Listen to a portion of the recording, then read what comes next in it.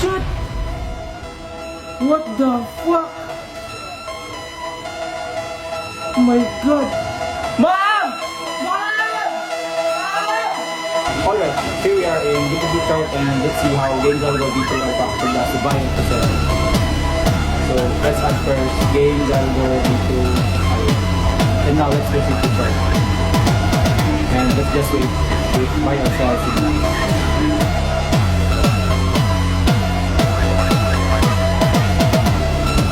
Alright, games are going to our battle last to sell. So let's have position here 5,000. And let's wait. So let's wait.